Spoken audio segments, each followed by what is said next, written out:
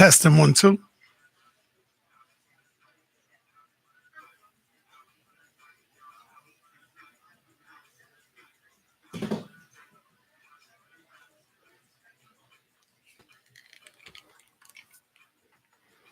All right, family, we back. We black in full effect. I don't know how much I missed. It just went off. I don't know what the hell happened. But you know.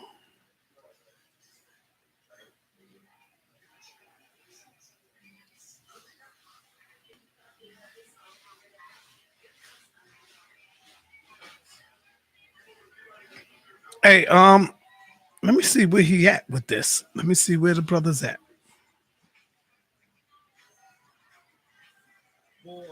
Okay. This trait of all right, let me finish sharing. Persistence. North Europeans, their tolerance for lactose is based on one of those five lactase persistence genes. That gene T13910. What's important is that all right. Lactase persistent gene responsible for European lactose tolerance. Sound check. Can y'all hear him? It's an African gene. It originated in Africa among African people. So that means European lactose tolerance is secondary to and derived from African lactose tolerance. That's the point. That was the point of disagreement. African people are not inherently lactose intolerant. Some Africans are lactose intolerant, but it is an errant statement to say African people are lactose intolerant. European people are lactose tolerant. So milk consumption is for white people and not for black people. That is wrong, wrong, wrong. European lactose tolerance is derived from indigenous African lactose tolerance. Now, in teach him, Dr. Wesley. Teach him, baby. Some of the chatter, some of the critiques of us, me, it was said, well, that brother, well, now, I don't know that you refer to me as brother, though I am your brother. 70% of all black people are lactose intolerant. That's clinical science. That brother clearly don't avail himself of the clinical data. That's laughable. You saying that you are rejecting milk because the clinical data clearly proves that 70% of black people are lactose intolerant. That claim itself disqualifies you, bro. That claim itself, I'm sorry, indicates your level of due diligence.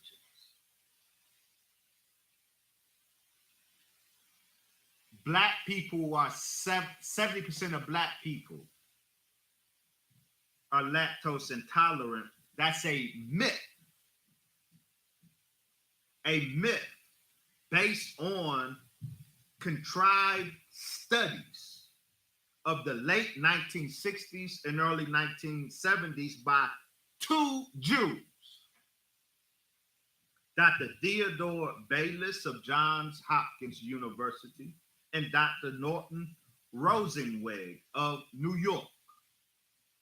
These two Jews can be said to have originated the false claim that 70% of Black Americans were lactose intolerant, with a methodologically flawed and thus totally useless 1966 study entitled A Racial Difference in Incidence of Lactose Deficiency, a study published in the Journal of the American Medical Association. This fraudulent or methodologically flawed and thus useless study, which is the basis of the myth that 70% of Black people are lactose intolerant and 70% of white people are lactose tolerant. This study, which is the basis of that myth, went like this. These two Jews took 20 white people and 20 Black people. They put to them what's called a dosage challenge. They had them consume an unreasonably and unrealistically large dose of lactose in water. The dosage was so large, it was the equivalent of drinking 1 3/4 quarts of milk. No one would drink or consume that amount of lactose in any sitting, but they contrived this unrealistic, impractical, unreasonable test, made the 20 whites and 20 Blacks drink this inordinate amount of, consume and ingest this inordinate amount of lactose.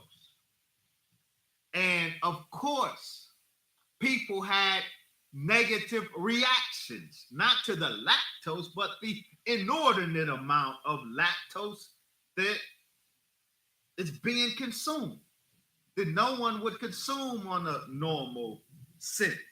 And in fact, in this very study, Dr. Bayless and Dr. Rosenweg noted that when those same subjects consumed a normal portion of lactose, 1 or 2 glasses of milk, they showed no symptoms. Yet from this contrived and flawed study, they said that based on these 20 whites and 20 Blacks, 70% of Black people were lactose intolerant because these Black people couldn't take this huge and unnatural dosage of lactose in the sitting. And yeah, they had symptoms to it. I would too. And the white people did better with that unnaturally, unrealistic dosage. And from that was born the myth that 70% of Black people were lactose intolerant and 70% of white people were lactose tolerant. And from there, they did something. These two Jews, Bayless and Rosenweg, the fathers of your clinical data. The clinical data today don't say that. I will get to that. It don't say 70% of Black people are lactose intolerant. It was these two Jews who created that myth with this contrived study, and they did it for a purpose. Because they went on in 1967, after seeding the public with that lie, that myth, that 70% of Black people are lactose intolerant, they went on to suggest to the government that it cease the providing milk to Negro children in the U.S. school lunch program. Continue providing milk for white children, but discontinue providing milk to Black children based on this myth that Black children, Black people are lactose intolerant, 70% of them. And this myth they created by their contrived study. Now, the timing is important. Now we're getting into the devil's plan, because this was 1966 to 1967. 1967 was the publication of How to Eat to Live. which is a compilation of the Honorable Elijah Muhammad's teaching on milk, is clearly laid out here, but he had taught it prior to the publication in 1967. So these Jews heard God's man give black people God's prescription for us to drink plenty of milk. And these Jews went to work and contrived this myth that black people in America, 70% of us are lactose intolerant. And then advocated that black children in school be deprived of milk.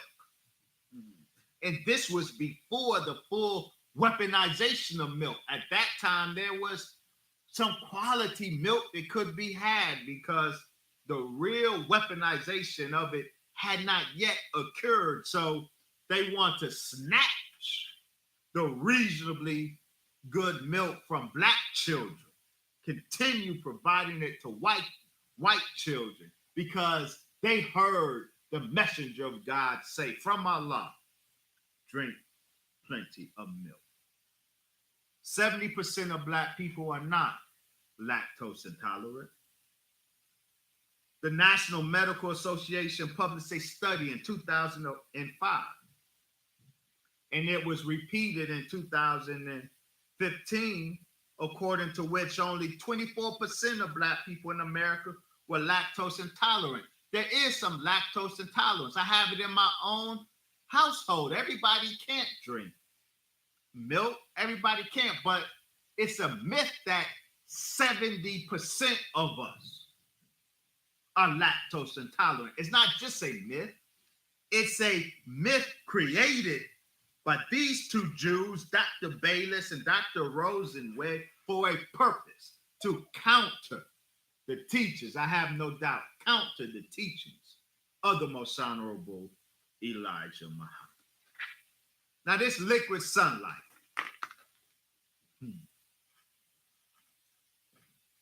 Okay, I want to quickly move through this. I'm almost done.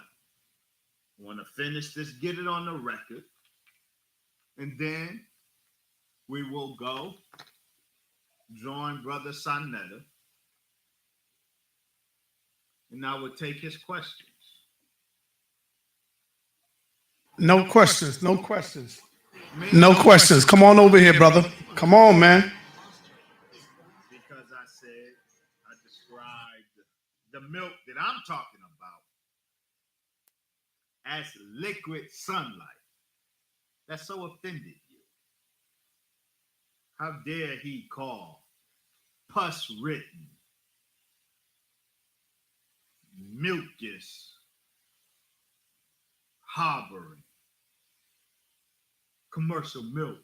That's liquid sunlight. I never did. See, that's your bad. I was not talking about commercial milk. And in that clip, I specifically... Somebody put in the chat that we are waiting over here on Sanetta Studios. He'll remember when he see it.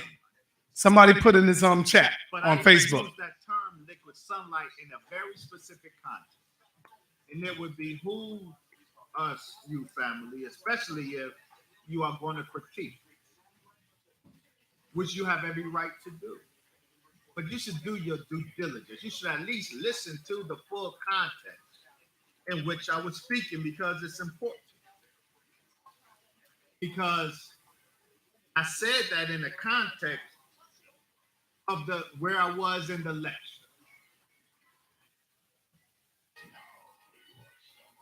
The lecture, Who is God? The Testimony of Science. And in that lecture, I demonstrate that the black organism, a black human being, the melanated human being, is a photosynthetic organism.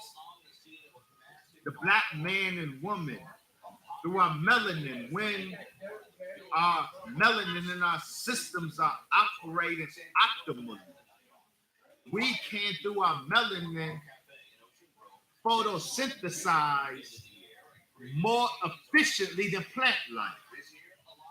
Our melanin is more efficient than plant chlorophyll in terms of synthesizing life.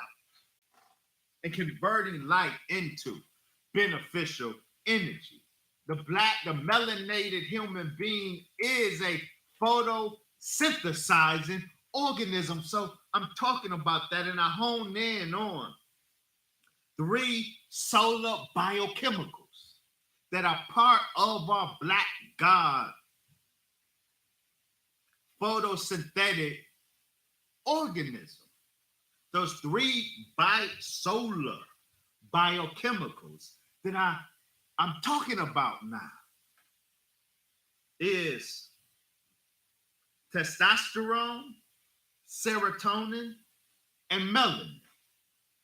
These are 3 biochemicals. 3 solar biochemicals that are critical for the operation of our solar mechanism, photosynthetic mechanisms in our body. Testosterone is a solar biochemical in that sunlight stimulates the production of testosterone via 2 mechanisms. 1, by stimulating the production of vitamin D, which in turn boosts testosterone levels in the skin. And 2, sunlight stimulates the release of certain other hormones in the brain, in particular, luteinizing hormone, which then this luteinizing hormone then stimulates the synthesis of testosterone. Therefore, sunlight exposure increases both the amount of melanin in the skin and the amount of testosterone in the skin and in the body. And testosterone helps to further stimulate the production of melanin, as melanin helps boost the production of testosterone. A powerfully reinforcing cycle until it is sabotaged. The black male is in his natural state, has the world's greatest concentration of melanin, that black God molecule, and let me hit him with an email. Let me text him. Let him know we're here. Hormone. And the 2 conditions, high melanin, high testosterone, are connected. But in the absence of the optimal amount of natural sunlight, we become deficient in testosterone and in melanin. Important point. Like testosterone, I'm almost finished. Like testosterone, serotonin is a solar biochemical. Sunlight passes through the eye's retina and stimulates the pineal gland to synthesize this important brain chemical. These 3 solar biochemicals, testosterone, melanin, and serotonin, are critical to our black God biological mechanism. This is what I'm talking about in the lecture. This is the context of my liquid sunlight comment. We are black people, melanated people. We are a sun people, as Dr. Leonard Jeffries rightly describes. Solar energy fuels our biological operating systems. But, and here's the point, when we were dragged from our sun-rich home in Africa to this solar deficient, light-deprived, dull and dim environment of North America, our solar-powered biological systems have been injured by the solar deficiency and are inefficient. That's why we're not photosynthesis. Once again, family, he's almost done. He's almost finishing it up. And he will be coming right over here to Son of the Studios. Make sure y'all get y'all questions ready. And Dr. Wesley Muhammad, you already know by now that he has been caught up in the controversy of the milk controversy. Never thought that we will have a milk controversy in 2019, but we are here and caught up in the milk controversy. So maybe Dr. Wesley Muhammad is seeing something different from all of us, and he's looking at it from a different perspective, and he can give us a better insight on sunlight, sunlight, something like that. That's been one of my questions. What did he say about sunlight, milk, the food of the gods, navy bean and milk? So we want to get clarity on all of this, you know, and find out what he mean by all of this. Peace and Black Power, family. Just be patient. It's early. It's early, man. 5 minutes after 11. 5 minutes after 11 on the weekend. Kittens in the oven and cook them for 400 years. If they survive and come out the other side, they would not be biscuits, nor would they anymore be the kittens that were put in that oven.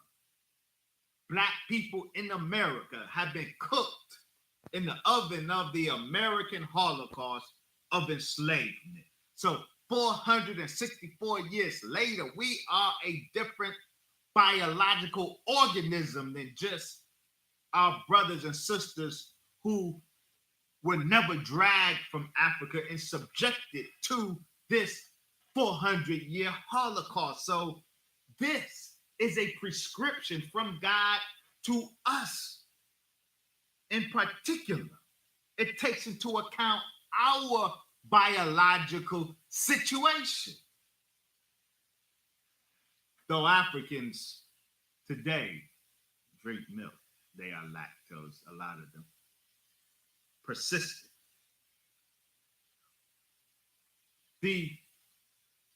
I use the language liquid sunlight only in the context that the right milk helps us replenish those three critical solar biochemicals. That's all. That was a larger context. And I was not talking about this pus-filled commercial milk. That is not what I was talking about. So I hope that helps unbundle your boxes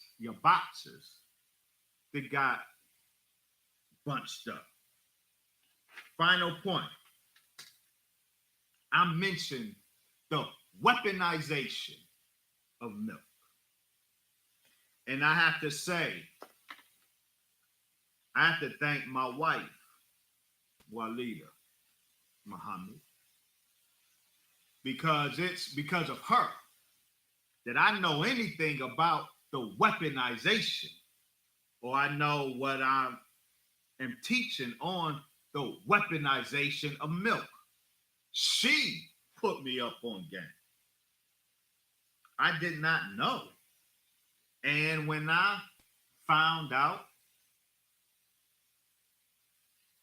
the good qualities of milk, she saw me, I started or milk as medicine against the testosterone conspiracy and the estrogen assault. And she saw me starting to guzzle down milk. And while I was careful with selection, there was something I didn't know. And she pulled my coat because she reads and studies too. And she said, babe, you need to check this out. You know, milk helps increase, good milk helps increase testosterone, but this milk. Damn, it's hot outside. They getting it in already. God damn. Estrogen. And until she put my coat, I didn't know that. I know that milk has natural estrogen in it, but I also know that because of our first pass mechanism, the first pass mechanism is a mechanism in our liver that when we consume things, and they have chemicals such as hormones. The food and those hormones are deactivated in our liver before they appear in our bloodstream. The liver neutralizes or deactivates or minimizes the bioavailability of estrogen. So normal natural milk, while it has estrogen in it, is not a threat to us because it has no real biological effect because it goes through first pass metabolism and is denatured. So while I knew milk had estrogen, I also knew that it was neutralized, so it's not a problem. But she put me up on the fact that there is a estrogen problem. And she led me and I checked it and I had full clarity on what I'm describing as the weaponization of milk, the process by which and the chronology of its weaponization. I would not know it today if my wife didn't pull my coat when she saw me starting to guzz down a little too much milk, and she saw that I needed to know this. Put the brakes on, bruh. So I'm thankful to Allah for my wife, Walida, and her great black mind. In traditional societies, a healthy bull impregnates a healthy cow who is pregnant for 9 months. After the calf is born, the cow is milked by the farmer until 3 months after the calf is weaned from its mother. Cows are milked for around 5 months and only during the first trimester of pregnancy. In traditional society, they are milked only during the first trimester of pregnancy, never during the last trimester of pregnancy, because it is during the last trimester of pregnancy where estrogen and progesterone levels are astronomically high. During pregnancy, cows' ovaries secrete progesterone and her placenta secretes estrogen. In normal cow milk, there are minimal hormonal effects from these naturally occurring estrogen and progesterone because of that first pass metabolism mechanism that we described. The natural amount of these hormones in natural milk does not injure or alter our biochemistry. However, the first pass metabolism mechanism can be overpowered if we are exposed to an excessive amount of this hormone or chemical. It can overwhelm our first pass metabolism, and enough of the chemical will survive that mechanism to affect our biochemistry. In American commercial milk, which is obtained from the late stage of pregnancy in cows, the estrogen and progesterone levels skyrocket. According to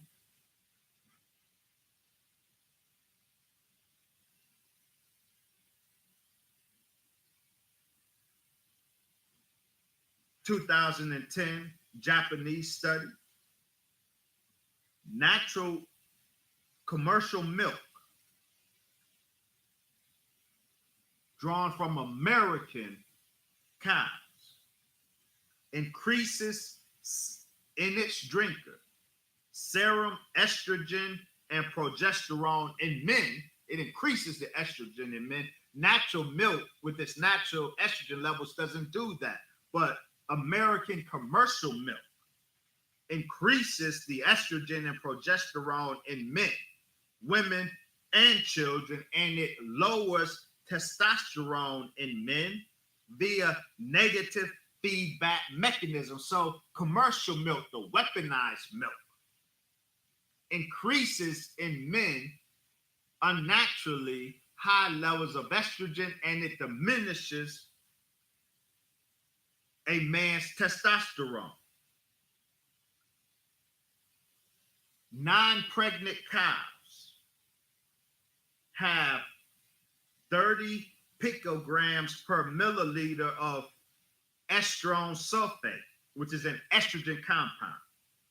Non-pregnant cows have 30 picograms per milliliter of estrone sulfate.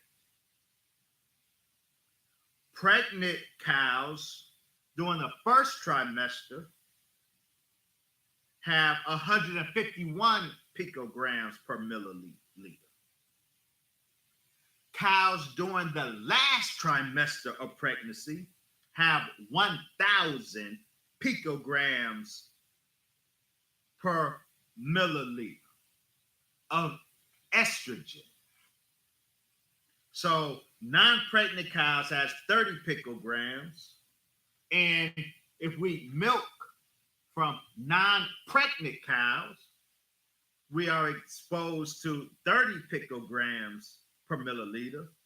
But if our milk is drawn from last trimester pregnant cows, which most of the commercial milk is, instead of being exposed to 30 picograms per milliliter of estrogen, we are exposed to 1,000 picograms per milliliter of estrogen. Consuming this high estrogen milk, the estrogen is absorbed. Come on, Dr. Wesley, man. No stalling now. Come on, brother. That's enough. Let's come on over here, man, and finish it up. People waiting on you, brother. Let's go. Which then suppresses the synthesis of testosterone.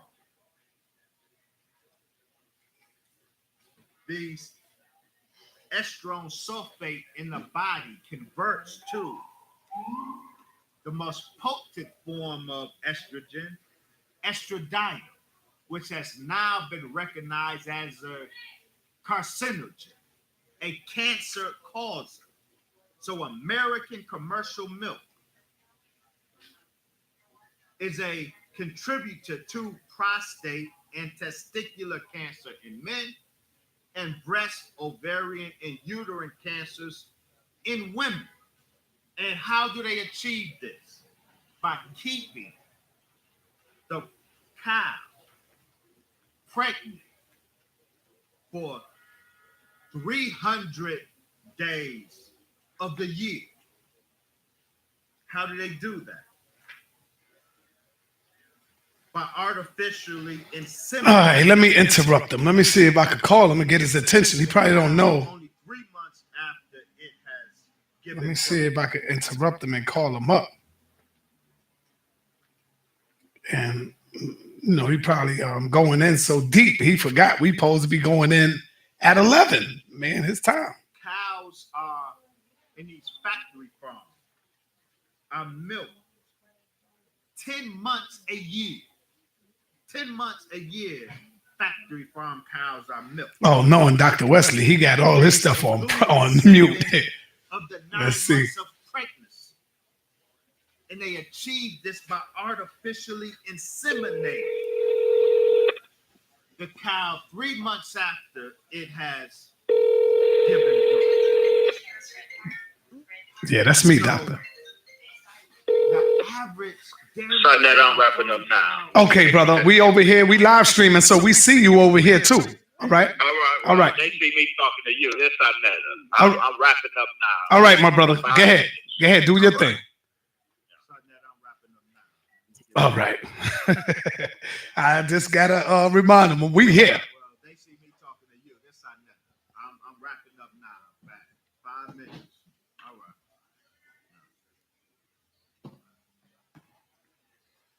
So that's how this milk is so commercial milk. 90% of the milk is so carcinogenic, cancer causing. It's cancer causing. It's feminized. It's commercial milk is cancer causing and gender neutering. We agree with you. We are not over here advocates of the consumption of this commercial milk produced from these factory farms. It's not, milk isn't naturally poison. The poison milk is weaponized milk. And when did this happen? So listen to these words, quote, from this report. Why adoption of artificial insemination in U.S. dairy herd began in the 1970s. In another report, quote, exposure to exogenous or excess estrogen through intake of commercial milk produced from pregnant cows has spread around the world since the 1970s. So How to Eat to Live is produced in 1968, and the messenger of God says to the black man and woman, drink plenty of milk.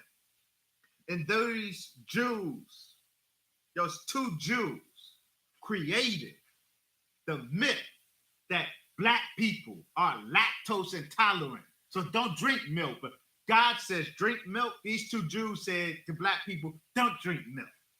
And lobbied for the government to cease making milk available to black children.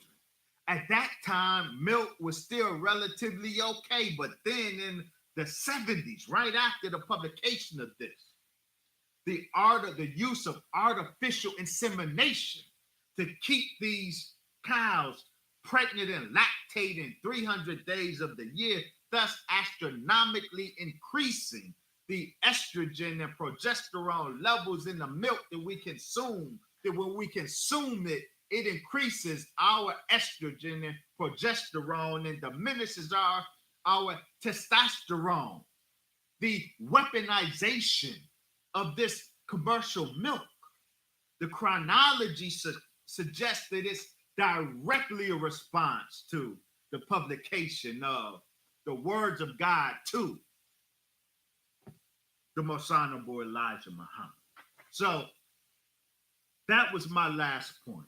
I hope that we have clarified our issues.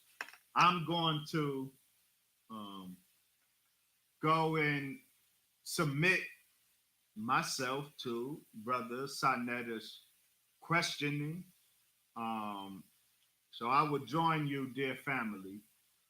Hopefully we have provided some clarity. And in the controversy, stop the pettiness, stop the mischief making.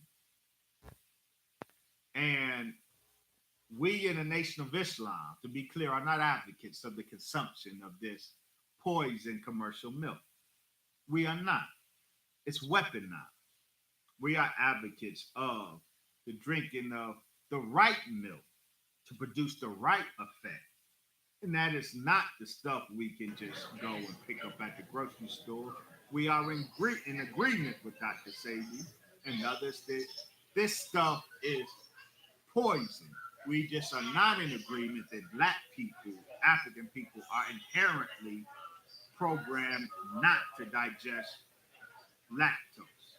Some of us cannot, but all of us who can should seek to take the medicine for our black God organism, take the medicine prescribed by God to his messenger, the most honorable Elijah Muhammad. Thank you, family. Assalamu alaikum. Join me on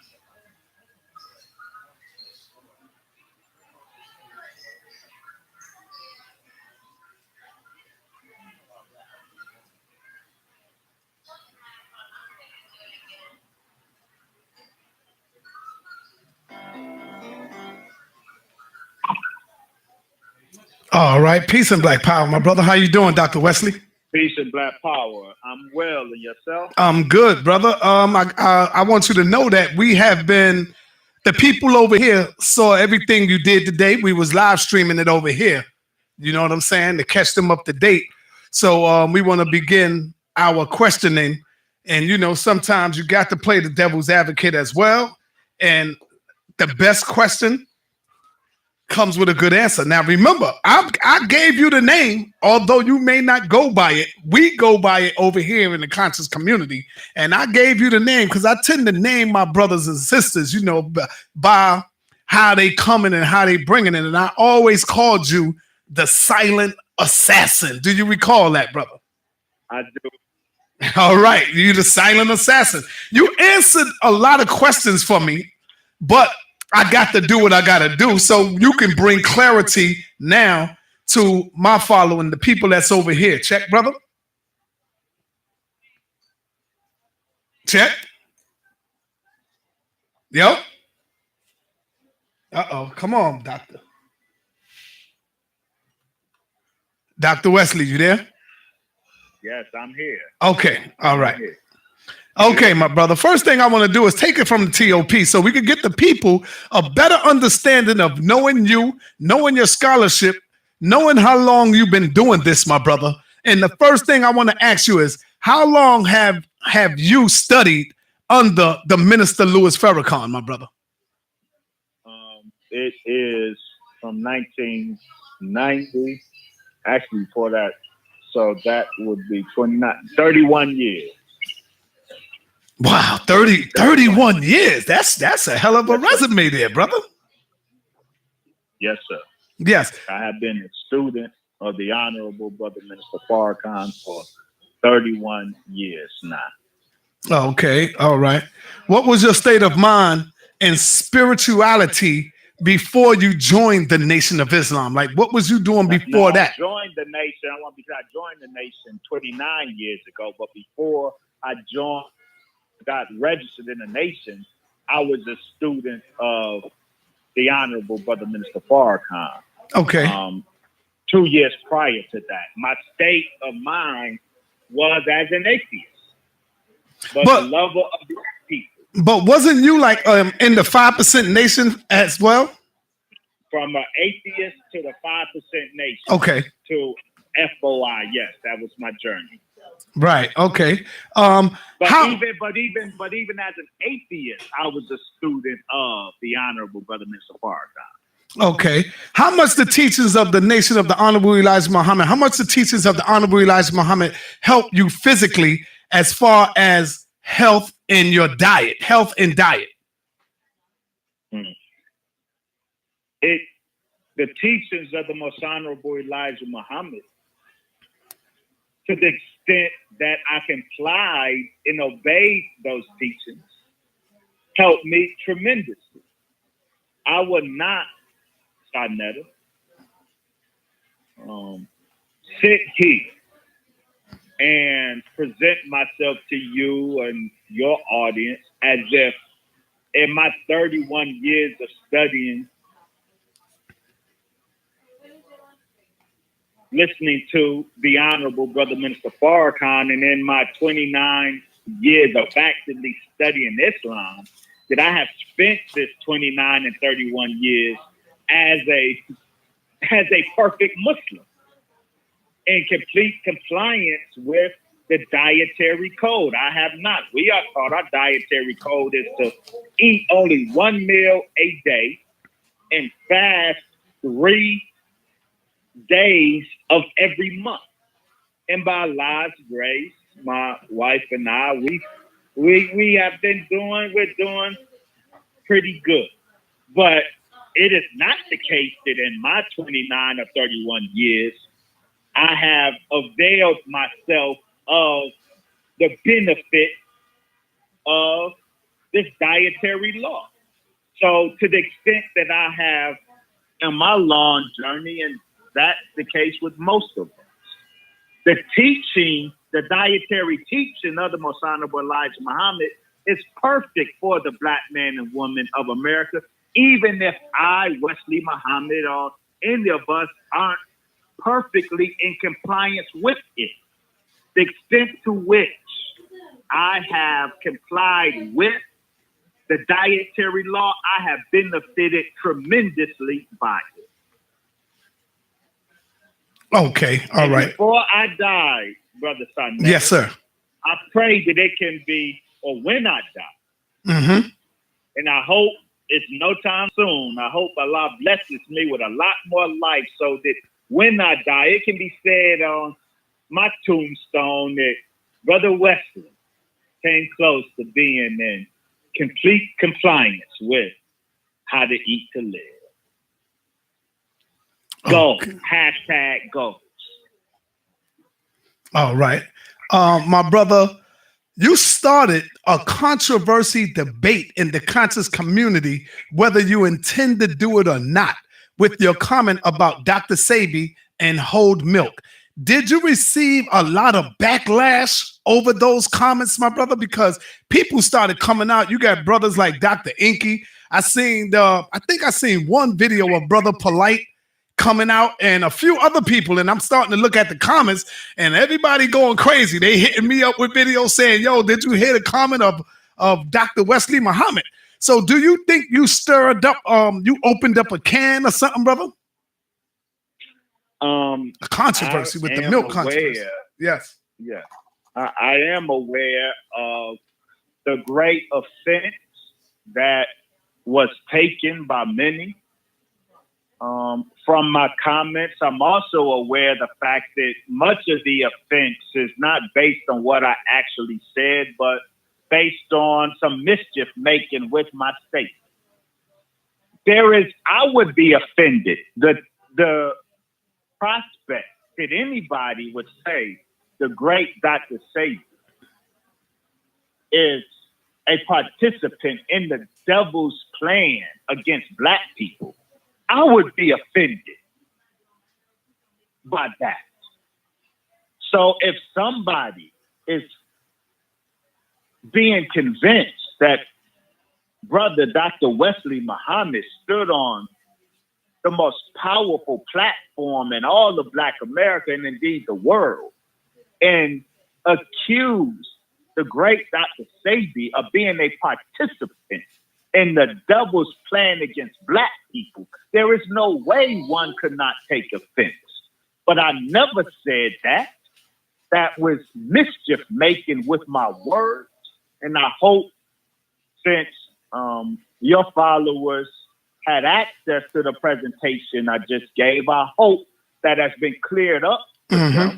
So yes, I'm aware of the controversy. I'm aware that much of it, however, is anchored in mischief making and pettiness with my words. Right. Brother, a lot of people may not know, but the lecture that you gave was over a year ago and had nothing to do with our fallen brother Nipsey Hussle. Can you explain to our brothers and sisters what was the purpose of you bringing out the video and putting Doctor in there?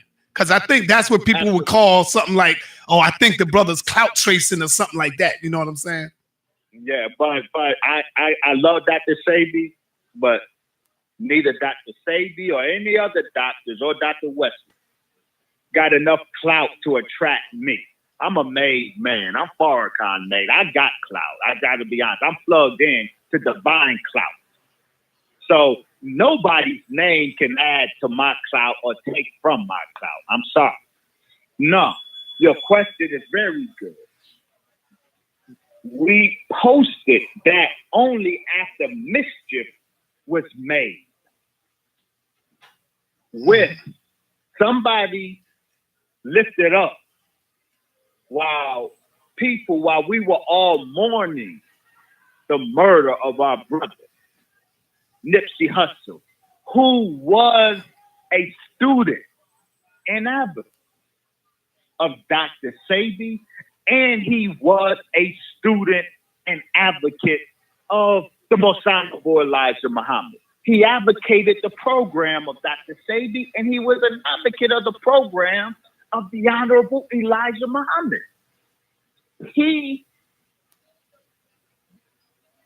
did not feel the need to pick or choose, and so we should not impose that on him. But somebody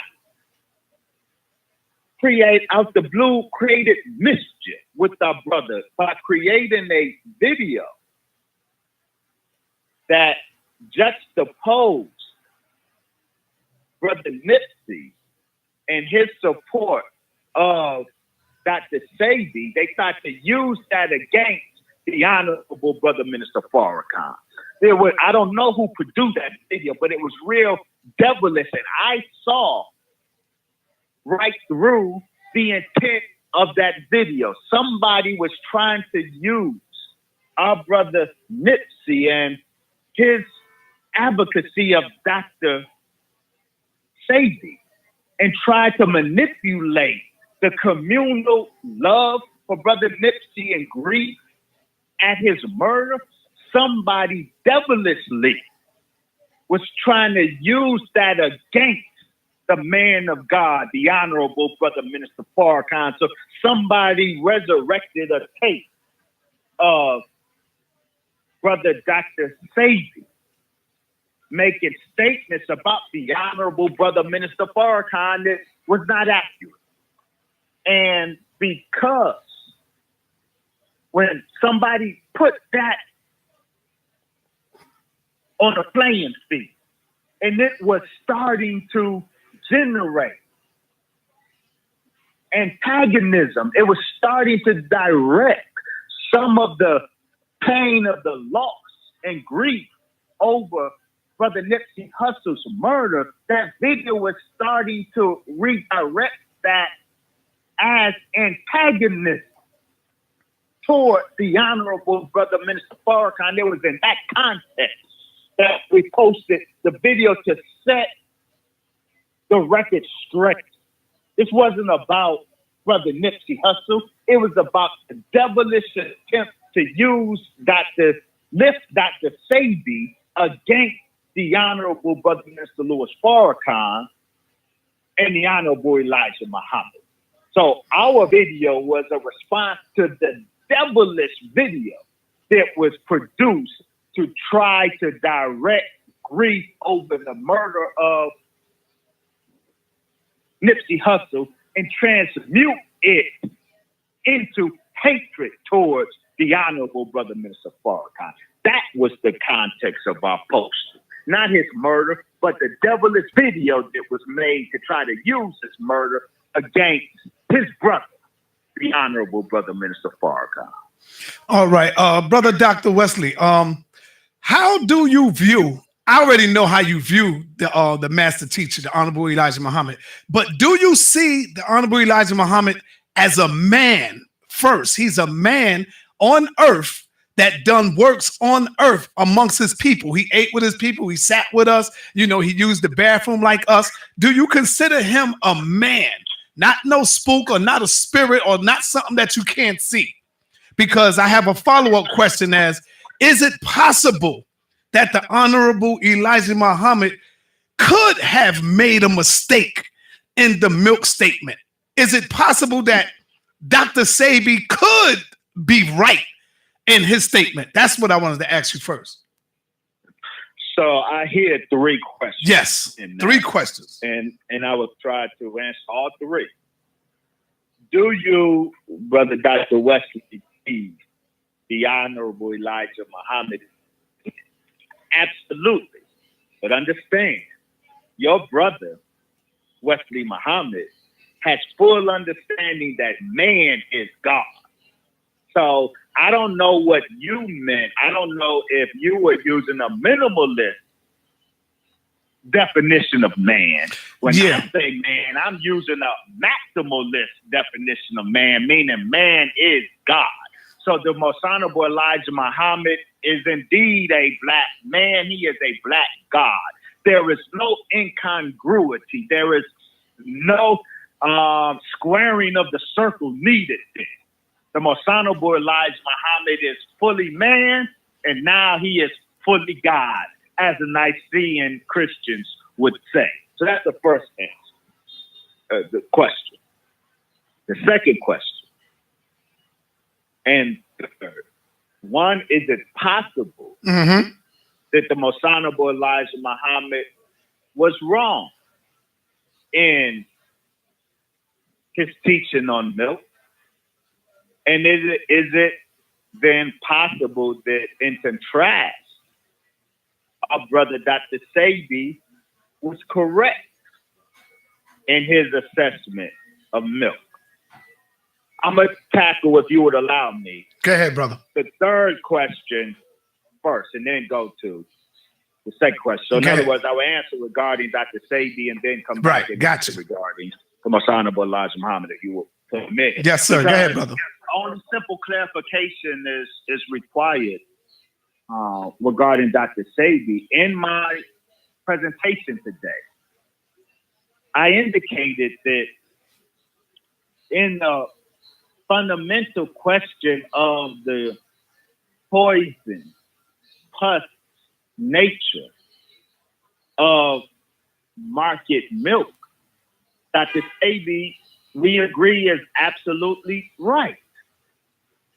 So when people say, no, we disagree, you never heard me say, I disagree with Dr. Sabi on milk.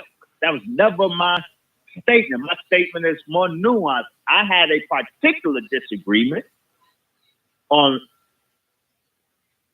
regarding a statement and a position he took regarding Africans and whether Africans are generically, globally programmed to be lactose intolerant. I'm saying that is scientifically fraud. That is not true. But that does not translate to me saying I disagree with Dr. Sabi on milk. Dr. Sabi's critique is absolutely appropriate for 90 to 99% of milk that's on the market. Milk, we don't disagree with the language poison. Milk is poison. We don't disagree with the language. Milk is infested with pus and creates mucus. We are not in disagreement with that. That is an accurate description of 99% of the milk that's on the market. We're only saying that those qualities of milk aren't endemic to milk itself, but are the consequence of the poisoning of milk. And I use the language, the weaponizing of milk. So the statement does not come from your brother that Dr. Sabi is wrong on milk. That's not my statement. I did not say that. Right. There's much agreement between us and Dr. Sabi on milk. The point where I find him in error is specific, and I am saying that he was our brother. He's a great master teacher. On that specific point, I was saying he was in error. That's all. Now, is it possible that the Most Honorable Elijah Muhammad, the man, was wrong on milk? Well, I guess it would be, except that the Honorable Elijah Muhammad wasn't teaching from himself on milk. The Honorable Elijah Muhammad was strictly repeating what he was taught by God Almighty himself. So what we are getting in How to Eat to Live isn't the exegesis of Elijah Poole. The fruits of the research or study of Elijah Poole or even the Most Honorable Elijah Muhammad. Everything that we are getting in How to Eat to Live, including his instructions to us regarding milk, those aren't his summations. Those are his thus saith the Lord. God, who is a man, God Almighty, Master Forward Muhammad, who is without error. He gave this prescription to the Most Honorable Elijah Muhammad, and the only thing the Most Honorable Elijah Muhammad did is give us what God gave him. So there is no error in what the Honorable Elijah Muhammad has given us regarding milk, because he got it from God. For what God gave the Most Honorable Elijah Muhammad regarding milk is way more nuanced than people are giving it credit for, which is why I spend so much time quoting from the Most Honorable Elijah Muhammad. Most listeners just simply aren't careful listeners, aren't slow listeners, aren't nuanced listeners. There is more agreement between the Most Honorable Elijah Muhammad and the anti-milk advocate than people understand. Because our position is way more nuanced than people give it credit for, because most people don't actually study our position on milk. You just go by, we accept what people who don't like the Nation of Islam conjure up about the Nation of Islam and what we teach. I hope I answered all three questions. Yes, brother. Officially, if I didn't, I'm willing to give it another stab. Thank you. Thank you, brother. I want to first thank you too, Dr. Wesley, for taking the time out to come over here to talk to our viewers and our listeners. Thank you, my brother, for giving us that. I'm honored by the opportunity. Sir. Yes, sir. You have a powerful platform. Thank you, brother. And I'm appreciating how you're using it. And All so right. the honor is mine. Thank you. Now, you know, I gotta still keep it strong, you know, because I know you're the only one that can answer this. I would not expect anything less. All right, my brother. That's what's up, man. How to Eat to Live. Was that book written in 1967, if I'm not mistaken? How old is that book? It was published in 1967. Published, correct. Volume 1. Okay, 2019, we have a house all over the world. The Nation of Islam are qualified now. We have qualified brothers and sisters in the Nation of Islam with doctor degrees, with master degrees, with the with holistic health degrees. Is it possible, my brother, that we look into updating the information from 1967 to now? Because there's so much information that's out here that our ancestors like Khalid, the Honorable Elijah Muhammad, Malcolm X never got a chance to study because, you know, of the information that we got today. So do you think it is very important for us today to upgrade the level of information for our people? Absolutely. As a trained scholar, Brother Sarnetta, and I think you have heard me insist on correct scholarly methodology. And I have, as a scholar, always said that scholarship, real good scholarship that's done with integrity, requires engagement of the most up-to-date data and information.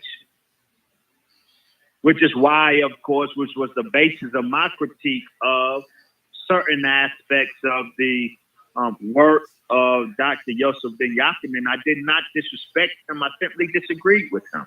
And the basis of my disagreement with certain aspects of Dr. Chancellor Williams' destruction of Black civilization, I said simply that there was current data that needs to be engaged in order for us to present a proper narrative of this history.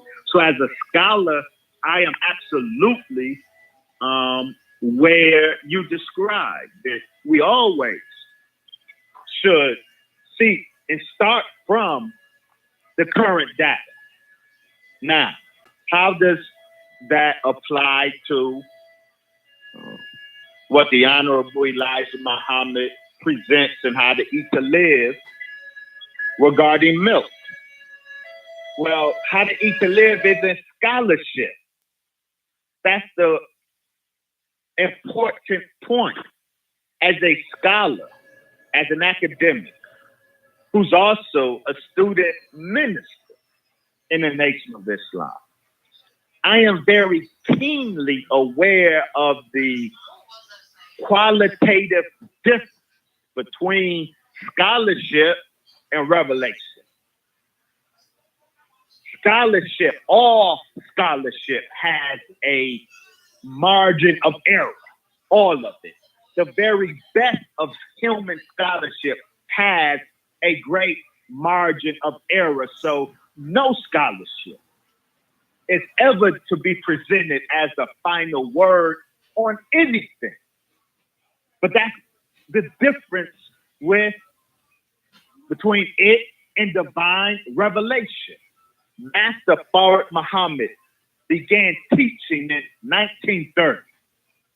And what he taught us, Sanetta, I have been documenting.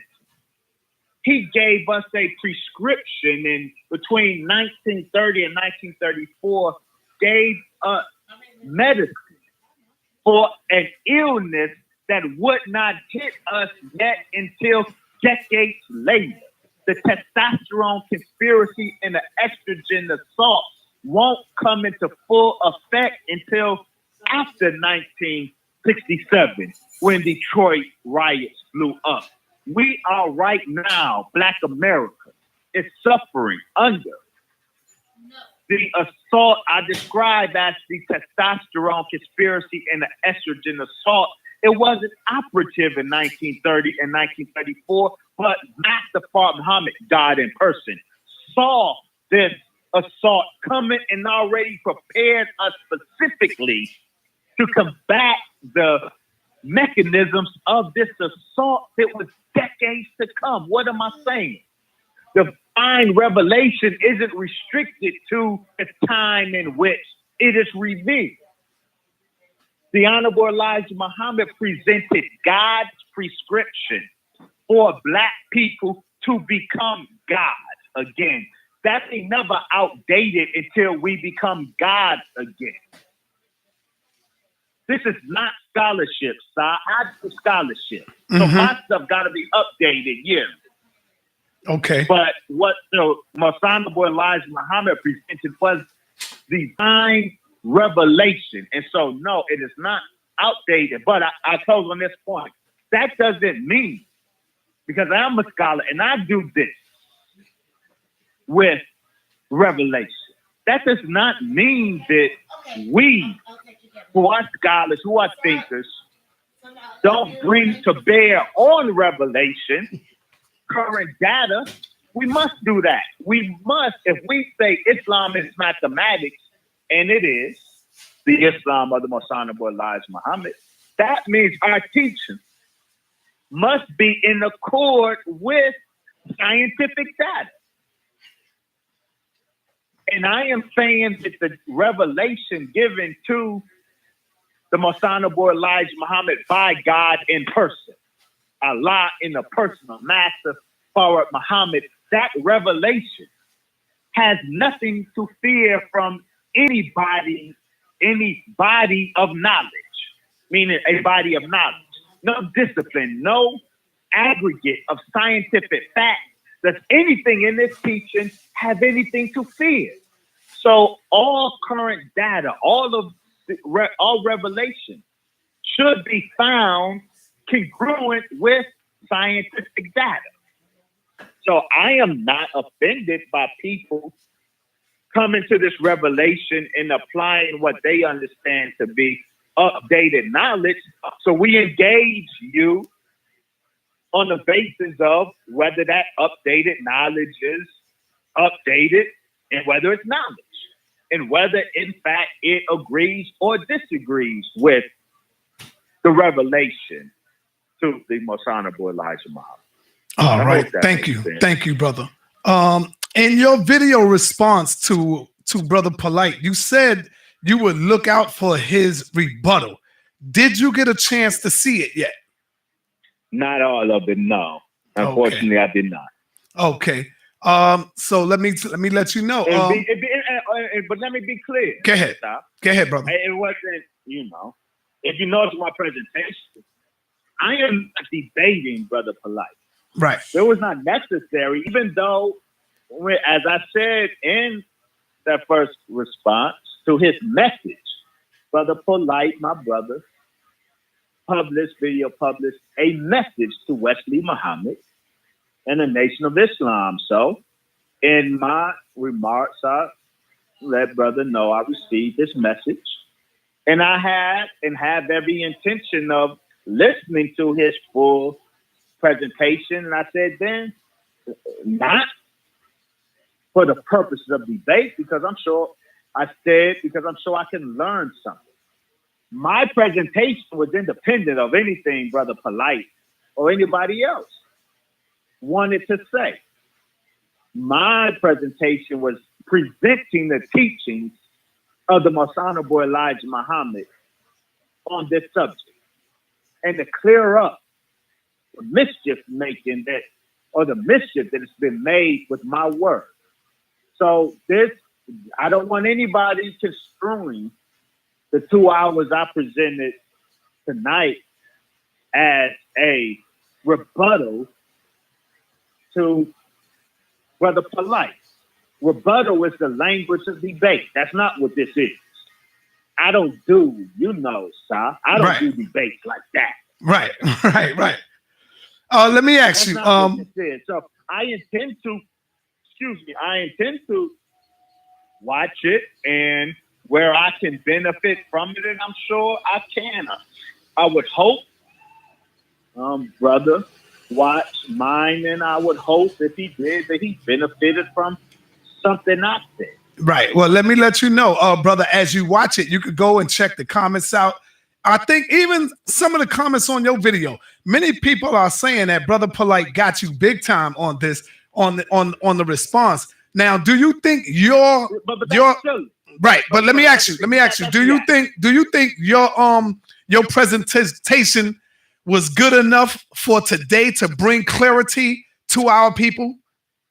Okay, let me to bring clarity to what as far as the whole milk thing and what you was really talking about the milk. Do you think you have done a great job in really clearing all of this stuff up with people falsely accusing? Like that, I don't self-assess like that. Go ahead, brother. I don't have that level of ego problem. I don't self-assess like that. Yes, sir. Let me sir. Say something, because you're saying something. Go ahead, needs to be addressed.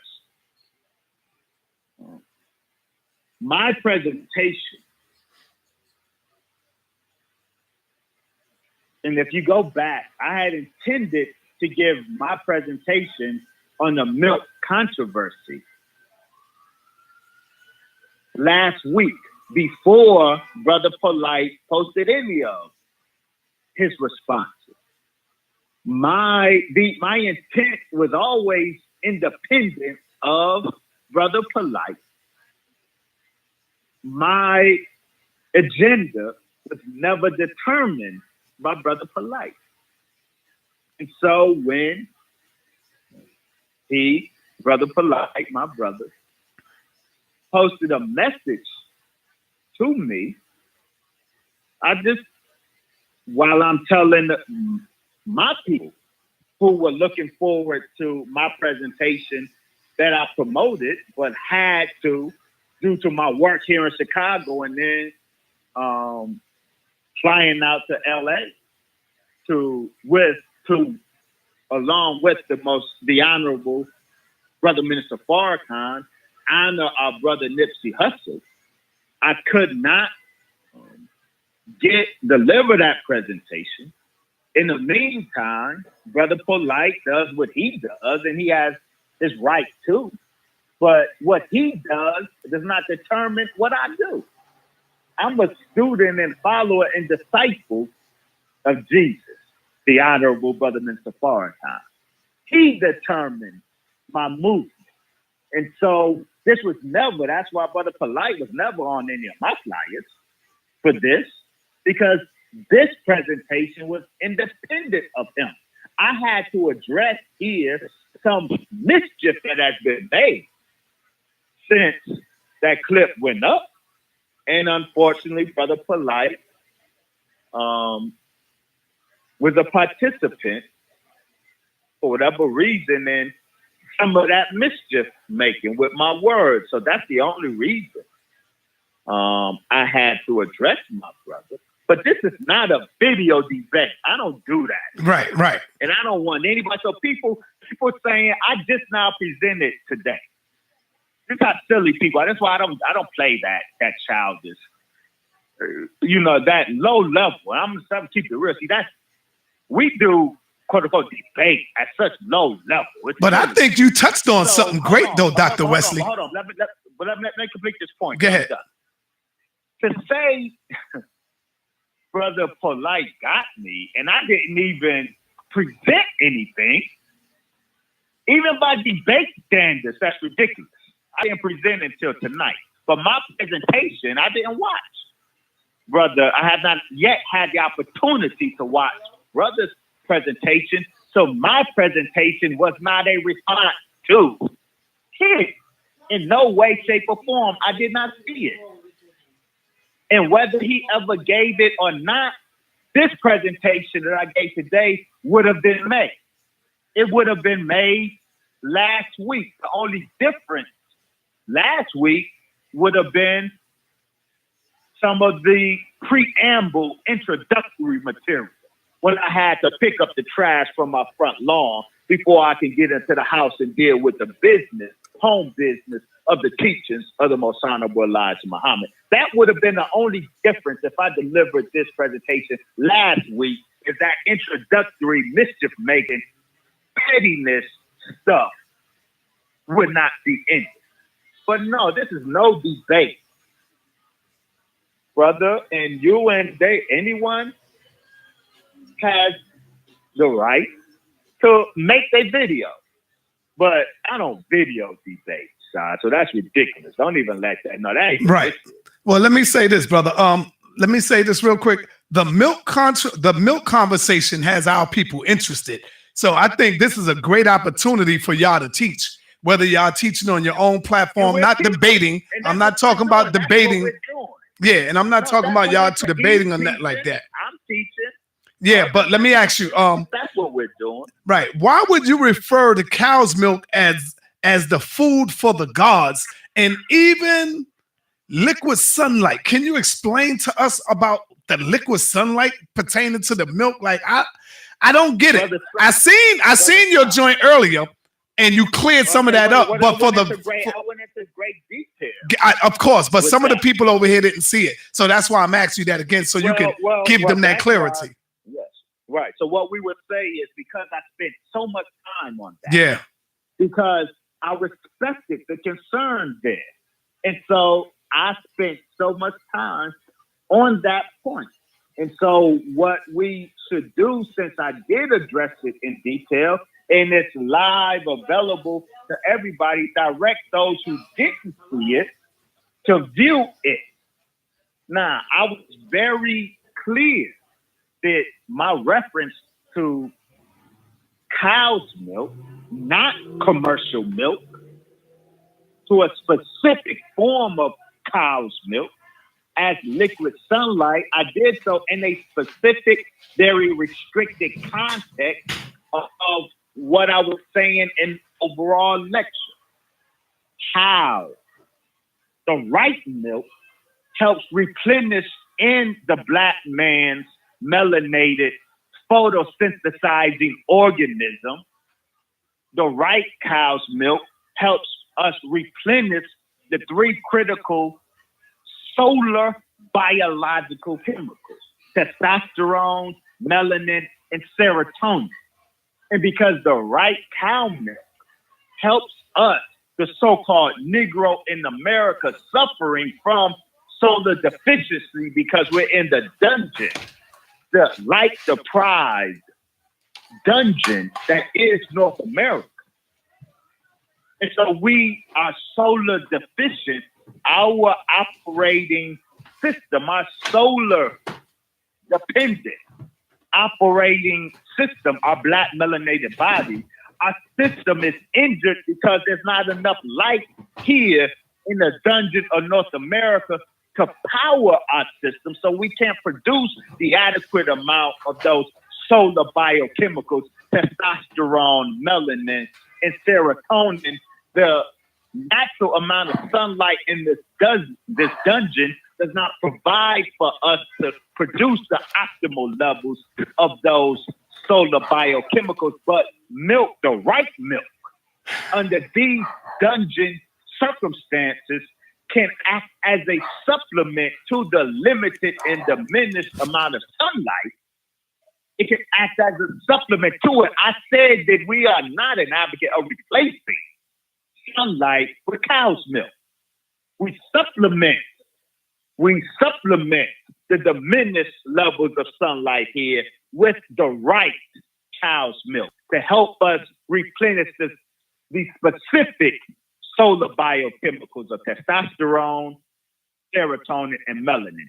That was the context in which I used the language liquid sunlight. And I didn't use it for the milk that Dr. Sabi and us agree is poison milk. I was not referring to this poison punch-filled milk as liquid sunlight. All right, my brother. I ran to try to look for my book. I couldn't find it. I was looking in the bookshelf over here. I got the Hidden Wisdom, lesson number 1, number 2, the Theology of Time. I was trying to find How to Eat to Live, part 1 and 2. I got that. On How to Eat to Live, book 2, page 2. Book 2, page 89. Page 89. Yes. Do you have one in front of you? I do. All right, page 89, my brother. And let's go all the way down to the bottom. To the bottom of that page. A sick mother's milk is better for her baby than a healthy cow's milk or any other animal milk. This is the Honorable Elijah Muhammad. A sick mother's milk is better for her baby than a healthy cow's milk or any animal's milk. You may give your baby, huh? You said something? Yeah. Oh, you see it? You got it, brother? Yeah, I'm amending it. Oh, okay. You may give your babies cow milk, but if you can breastfeed them yourself, it's natural. It's better for them to give you natural milk. So that's what the Honorable Elijah Muhammad is saying. He is saying it is way better for you to give your baby the breast milk. You know what I'm saying? Before you would go out there and give them animal milk or something like that. When you look at the nature or wildlife, you don't see grown animals still drinking milk. Only we do that when we get older. Why do we still have to drink milk, brother? We're not babies anymore, Dr. Wesley. I think that right there should have definitely been out of our diet. Once we became of age, I would say like 5 or something, get off. I'm not even 5, like maybe 3 years old. You get weaned off the breast milk and that's it. You know, we shouldn't even be going back to that. What do you say to that, brother? A couple of things. First, the quote you just read, if you recall, in the presentation I just gave, right, I present not only that quote, but let me give you also from the Most Honorable Elijah Muhammad, How to Eat to Live. Not you, because you said you watched my presentation. Yes. And I believe you did. Yes, we did. The people over here did, because I had you live, so we did. Right. So this is for the benefit of those who could not view it. We discussed that very passage that you lifted, and we lifted this other from the Most Honorable Elijah Muhammad quote. This is volume 1, page 81, 82. He says, quote, "We and our sons and daughters are fed on poisonous foods, milk and water from the start of life. This way of eating like the beast soon robs us of life, and we go away within a few years," meaning we die. "The baby eats poisonous animals, fowls and vegetables, and drinks milk that is not his milk. It belongs to the cow's baby, goat's baby, or horse's baby. Here the child is reared on animals and cattle foods. This is why we have such a great percentage of delinquency among minors. The child is not fed from his mother's breast. She is too proud of her form. Therefore, she lets the cow and other animals nurse her newborn baby. And the baby cannot have too much love for its mother. It loves the bottle that its food is in. Food that his mother robbed from the cow's baby to feed her own baby. End quote. That is How to Eat to Live by the Honorable Elijah Muhammad, Volume 1, page 81, 82.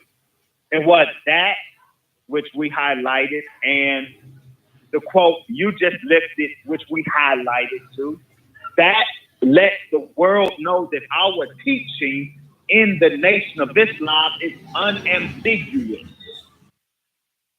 Mothers should breastfeed their babies. Babies should not be put on the breast of a cow.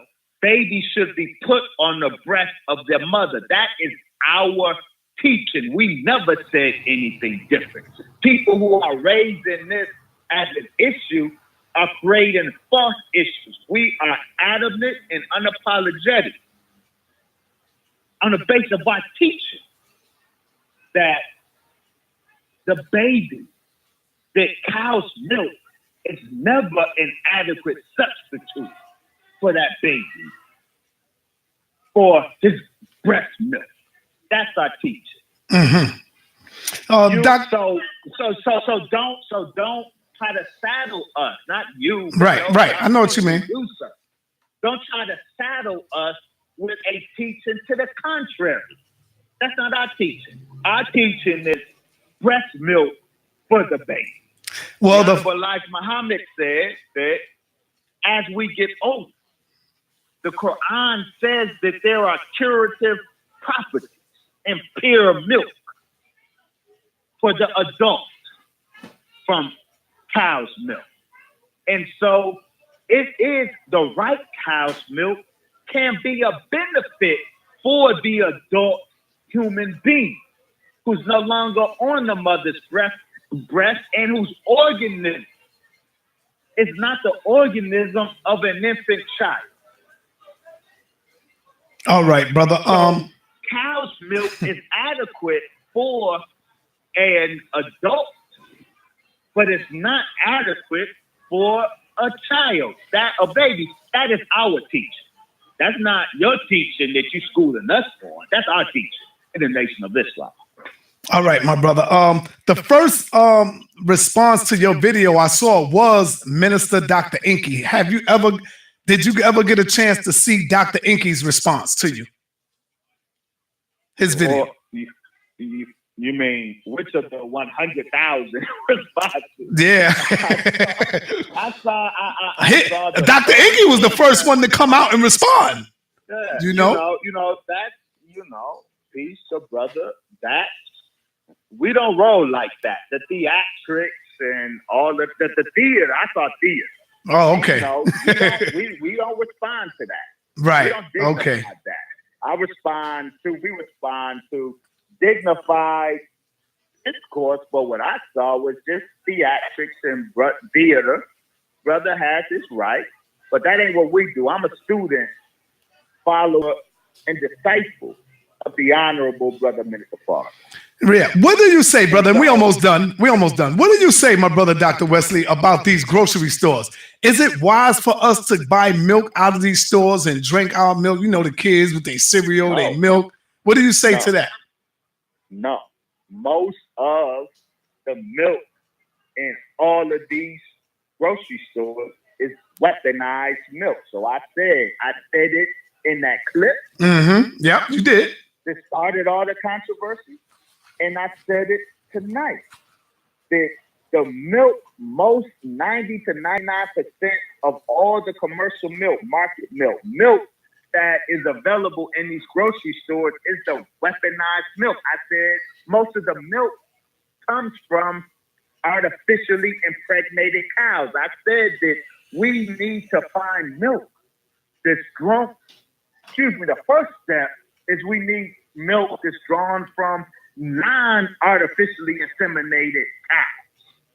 but almost all of the milk on the market is drawn from artificially inseminated cows. So I said no to the overwhelming majority of all of the milk in the grocery stores. Yes. Dr. Wesley, are you up for a few questions? I'll take some callers. Oh, yes, no?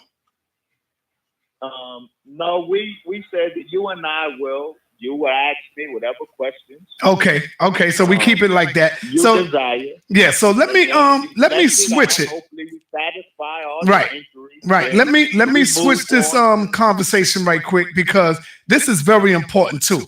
You did something very beautiful this week, brother. You went out there to California, the Nation of Islam. You went out there to California to show y'all love and respect for the family of Nipsey Hussle. All right, the Nation of Islam went a couple of days ago out there to pay their respects to Nipsey Hussle. I seen the Honorable Minister Louis Farrakhan speech. Awesome. I loved it. Beautiful. What was the energy like out there, Dr. Wesley, when you went out there? What was that like? Man. Because, hold up, before you answer that, you know why y'all was inside? I don't know if you was inside, but you know somebody got killed, brother. At the funeral, it was a shooting, and a person got killed right out there, man. It was crazy. So what was the energy like inside? We know what it was like outside, you know. The devil, as we anticipated, tried to do what he does inside as well as outside. The devil was on this job. He tried. He was not successful. Mm-hmm. But there was an attempt to sabotage this great send-off to our brother, Nipsey Hussle.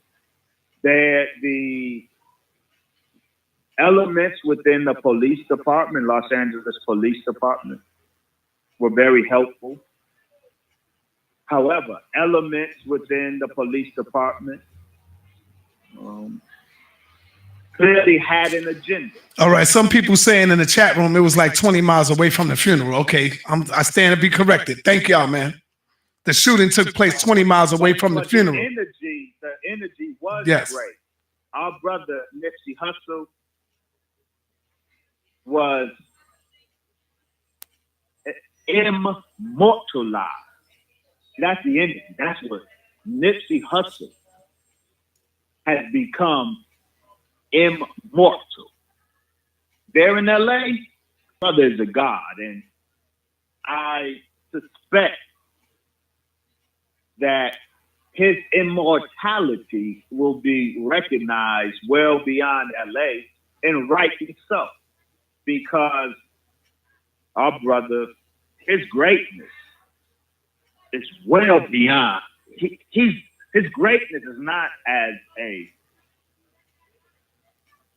entertainer, though he is great as an entertainer. But his greatness is as a human being. Yes. Hey, doctor. That's why the energy there was Nipsey Hussle is the god. He's important. Right. And it's well earned. Dr. Wesley, a lot of conspiracy theories are being put out there now surrounding his death. And I think it is bad because, you know, and a lot of people are really trying to really get paid off of this death right here. A lot of conspiracy theories. Now there are stories out there that saying it was two shooters, and they changing up the story. Damn near every day is something new. What do you think about that, brother? What is your thoughts on that? How do you feel about that? Okay, so I'll answer. I have two answers to your question. Go ahead. My first answer is I'm very dismayed, and I've been dismayed since shortly after our brother was murdered. I'm dismayed by the discourse that I'm witnessing. People in their feelings and arguing. The conscious community found a way immediately at, I think, the so-called conscious community. Found a way immediately after our brother was murdered to turn his murder into an appropriate point to argue about.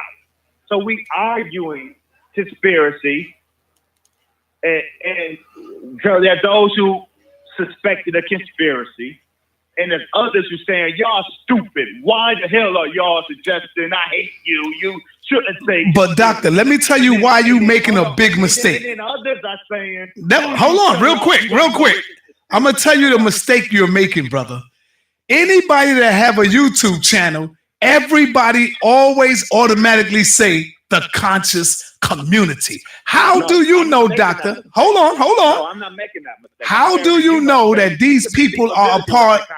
But hold on. How do you know that these people, because not only you, doctor, damn near everybody does it. Anybody that got a YouTube channel and they get out there and they start speaking and they might say something crazy, everybody always say the conscious community. Have you ever seen them on my show? Have you ever? No, hold on, brother. Hold on. Have you ever seen them with me? Have you ever seen them come out with me? Have you ever seen them do lectures with me? If you didn't see them with me, if you ain't see them a part of my movement and a part of what we do, then brother, they are not a part of the conscious community. Okay, they will tell you that. A lot of people will tell you that, brother. With due respect, you just made a grave error with that. Okay, all right. Suggesting that you and your people define the conscious community. Well, brother, the conscious community did start in Harlem. The conscious community did start right there. Now, hold on. I have been a big part. But I have been a big, no, it wasn't the conscious community before Sarnetta. It was called something else. And it was with other people in there. But listen, doctor. Let's say this. Okay, that's like, hold on, doctor. Let's get it out. That's like saying, you see some Moors over there and they doing this and they doing that. And we just automatically say, yeah, you know, that's the Muslims over there. Them Nation of Islam Muslims and all of this. You know, we can't associate everybody to the nation. You know what I'm saying? But everybody is always associated. I was part of the conscious community in Atlanta, Georgia, before I knew about a Sarnetta. Let me say this. What Atlanta, Georgia? Which one? Let me say this so there's no misunderstanding. Go ahead, brother. I have great respect, son, for your positive contributions to conscious thought. Your contributions are very significant. I would never cut Sarnetta's influence. No, I'm not saying you're doing that, brother. Listen to me. Go ahead. Especially out of the modern iteration of consciousness. You are very defining of a circumference of consciousness today. That's a fact, and I respect you for it. But dear brother, there is conscious thought and conscious activity outside the Sarnetta circumference, dear brother. That's a fact. That does not diminish your genuine positive contribution, but it is a grave error to seek to delimit all manner of consciousness to the Sarnetta cipher. There was a conscious community when I was at the AUC at Morehouse between 90 and 94. I didn't know Sarnetta. I was the student minister. I was the minister of the Nation of Islam for all of the AUC. It was in Atlanta at Morehouse that I first encountered the first African fraternity, Kemet. And Dr. Wesley, I guarantee you, if you was to take time out and look all around there, you will see Sarnetta conscious DVDs all around there, brother.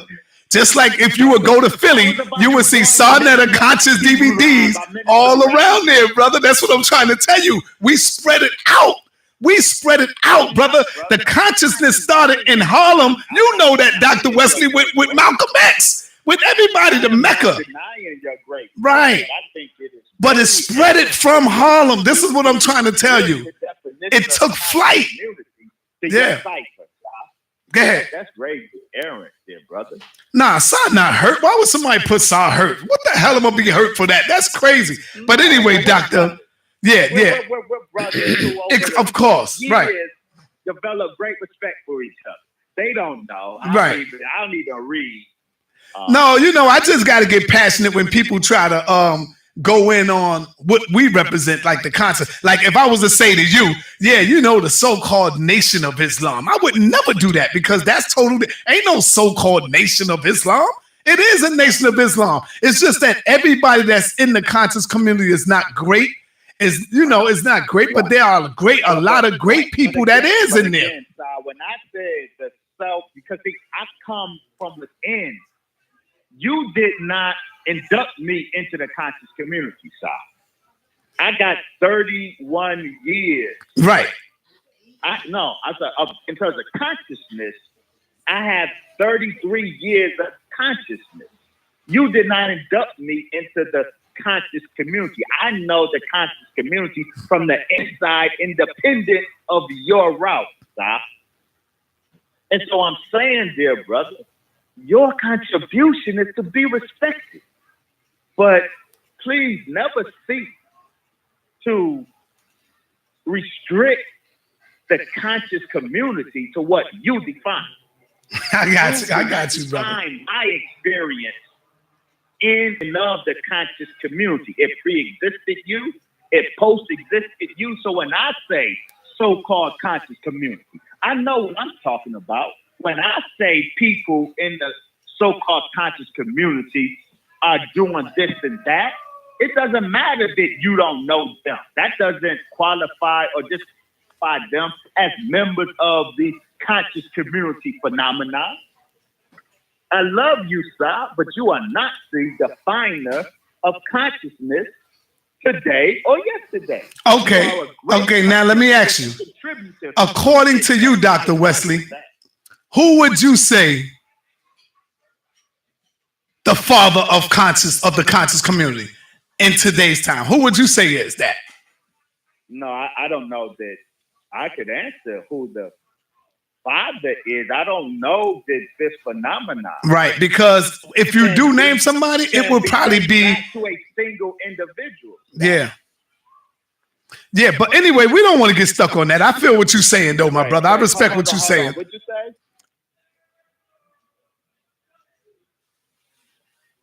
Do you hear me? Tell mommy that I'm still working. Oh, okay.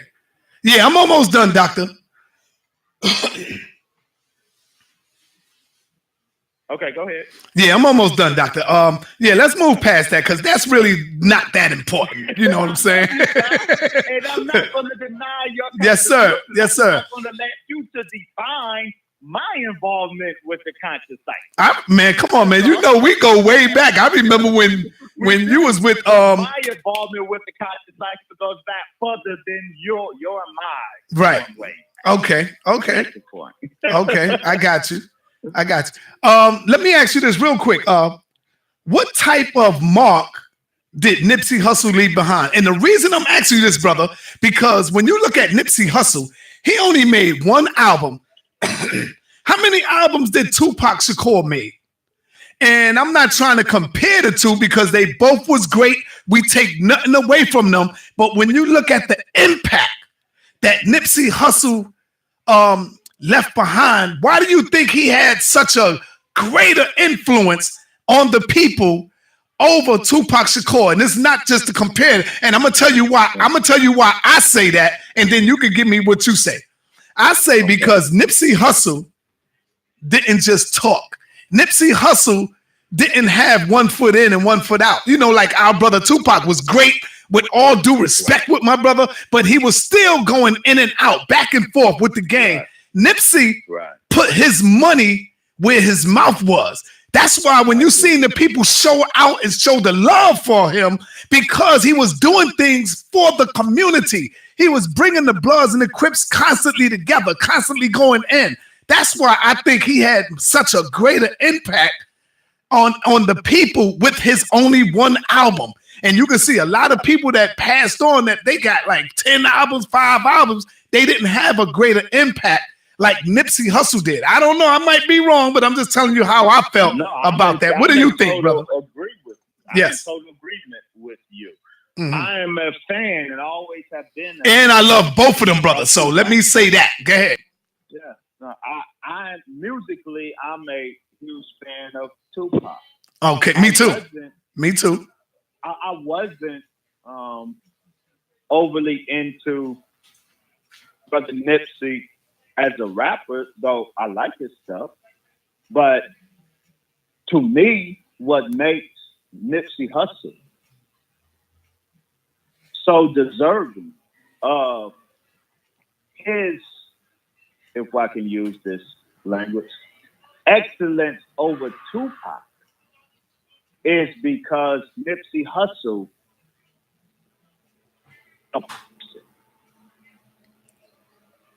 was of a different nature than Pac, the person. Nipsey Hussle, the person. His thinking. Tupac was great. Tupac was a Gemini who struggled with his two sides and was killed before he can harmonize the two. I sympathize, I empathize because I'm a June Gemini too. Allah has blessed me to live long enough to, I believe, my two conflicting sides. So what we see in Pop was, you say he's going in and out. We witnessed the struggle of his two sides trying to unify. It never happened. Nipsey Hussle, his mind was great. His perspective was great. And he acted on his great thoughts in a way that Pop did not have the chance to. Right. So where I saw somebody say in a tweet or whatever that Pop talked about what he wanted for the community, Nipsey Hussle did. I think there's some truth to that. That's not to diminish what Pop did. Exactly. That's right. Nipsey was less, because like I say, I don't have one album. Nipsey's body of work, was less music related, more community related in terms of what he was his actual output and product. Whereas Pop's main output was music, and it was great music. Nipsey Hussle did not produce a lot of music, but he was very productive for the community. All right, my brother. Last two questions, and that's it. What is your thoughts on the ADOS, on this ADOS thing? American Descendants of Slaves. What is your thoughts on that, the ADOS movement? I'm not familiar with it. Oh, okay. Well, I'm not familiar with it. All right, let's move forward then. Do you think Donald Trump will serve a second term? If not, why? If so, why? Why you think he will? I do believe he will serve a second term. I do too, man. For some reason, man. I do too. Yeah. No, I absolutely do. The Democrats just have not been able to best Donald Trump. Mm-hmm. Their best bet was the results of the Mueller report. Donald Trump is so, he has no chill.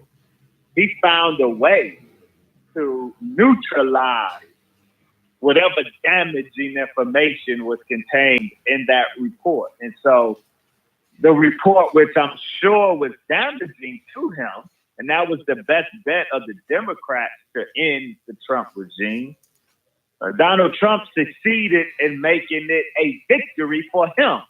So he ended up taking a victory lap, if you will, on the basis of the Mueller report.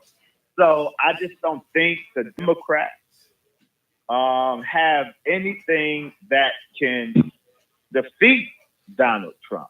I think also that Donald Trump is in office by God's permission. Wow. How you say that? Yeah, break that down. Yes, sir. Is it because he's such a great president and that's why God would want him in office? Absolutely not. Donald Trump is deconstructing demolishing the institutions of America. Donald Trump, we are witnessing where the scripture says when Satan is cast against Satan, how then Can the kingdom stand? the kingdom stand? And so Donald Trump is not just warring with the opposition party, Democrats. He's warring with the very institutions of this country, the institutions that have been the enemies of Black people. So we are witnessing the unraveling of America at the hands of Donald Trump and the angry white male movement. And Allah's intentions for America is America's dismantling. Not America's preservation, America's destruction. And President Donald Trump is well posed and his inclination is well suited to bring about the dismantling of this country. So the Honorable Mr. Farrakhan said that if Donald Trump's in office, he's going to lead America into hell in a rocket ship. And that's what we're saying. All right. All right. In closing, my brother. In closing, brother. How can we and what do I need to do to get you back in the ring with a scholarly debate with another scholar? How can we make this happen, brother? It's never going to happen. No, I remember you said this, Dr. Wesley. I remember you said this. That if you, even with a white man, with a white man, doctor, with a white man, Dr. Wesley.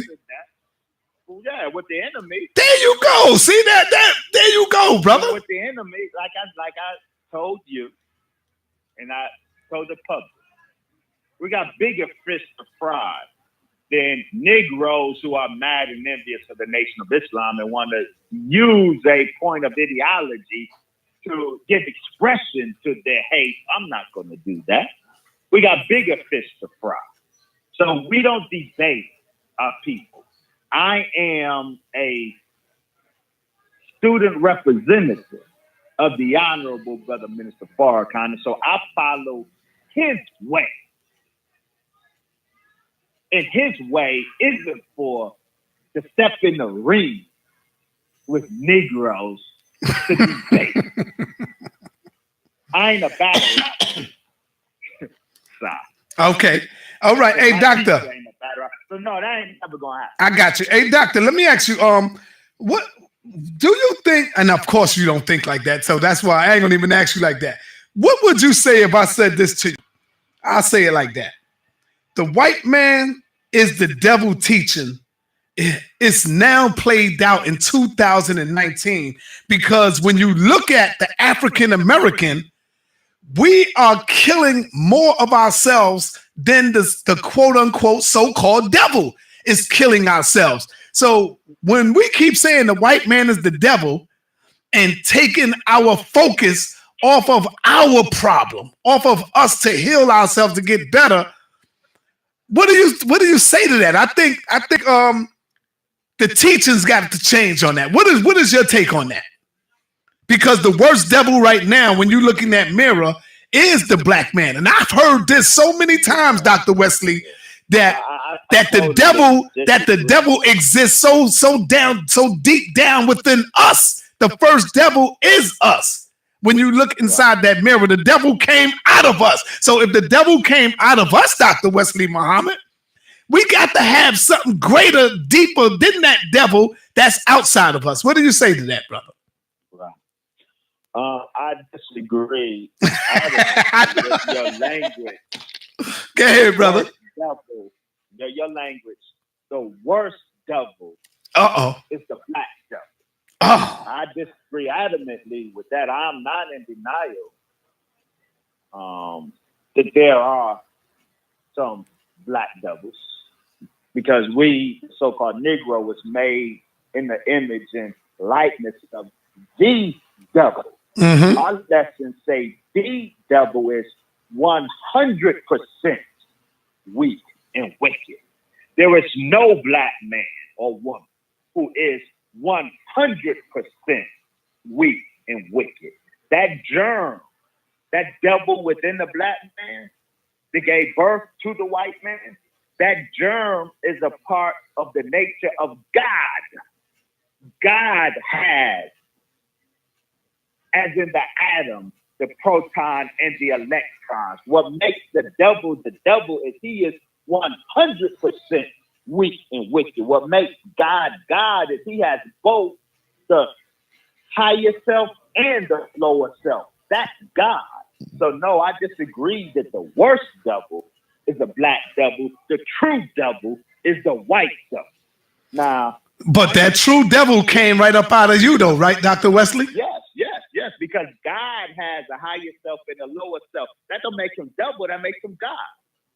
The white man has only the lower self. That's what makes him the devil. Okay. There y'all have it, brothers and sisters. Dr. Wesley, for anybody that would like to get in contact with you, do you have any social media? Do you have anything coming up? What you got coming up, my brother? In closing, brother, let the family know. Yes. We will be in Milwaukee on April 21st. And the following weekend, we will be in Tuskegee, Alabama, and maybe Atlanta, Georgia. For specific details, you can find me on Facebook, Instagram, and Twitter, Wesley Muhammad.